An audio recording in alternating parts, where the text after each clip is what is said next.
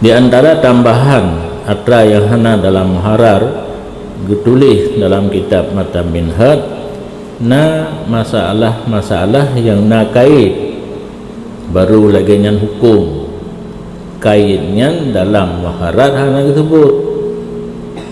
Karena Imam Rafi'i getimike urungkan kan kitab lu mantang ibu kitab lu nya mukhtasar halanya akai ibu syarah lam syarah tengah na kait nya satu pertanda na kaedah yang lu ingat-ingat Alkitab la yughna bil kitab. Sabuh kitab hantar kaya memandang dengan kitab yang lain.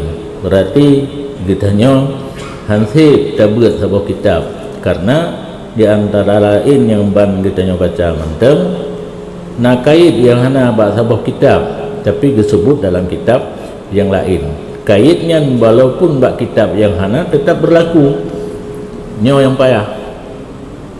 Maka dia katanya tim kurikulum di daya dia pubut matan pubut syarah, karena lamatan untuk mudah tahafaz, mudah tak ingat hukum, tapi penjelasan yang secara panjang lebar dalam syarah.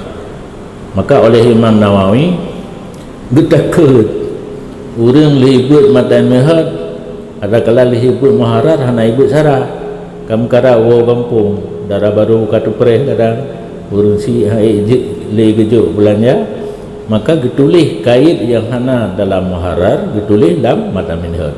Berarti lihibut Mata Minhaj nyan ka lage kalih tabut syarah. Di samping geringkaskan nyan duknan cara urang awai kitab raya muharar gepu paneng, tapi na tambahan-tambahan yang sangat penting, yang sangat perlu. Kitab tetap paneng ringkas sehingga 2/3 muharar tagai tak baca kait yang ditinggal dalam muharar gebuk dalam Mata Minhaj, seolah-olah tabut Mata Minhaj lagi kata but syarah. Nyan malim ruawai malim katanya tak baca hadir atra kata getulis lihurunyan hanjit tak baca payah minta guru boleh.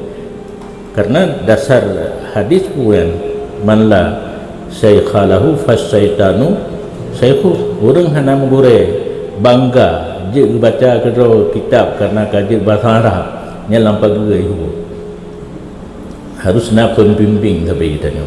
Pembimbing adalah guru munyo mutalaah kedua dum je kitab lo baru je mutalaah, karena ilo hana titik pilon tupu salah kalimat pi belum tupu menyodor salah kalimat hana tu pun baca juga salah surah hana titik bak tempat yang na titik kali perlu apa gitu yang perasaan apa ya nyan haji tak purno kedon purno lo ngabu lagi aku nya haji mau doa mendang betul handle trip lagi lomba kan mungkin di umur 14 tahun lomba sampai nohat ilang baduk tahun baru lomba dia otak dengan mendang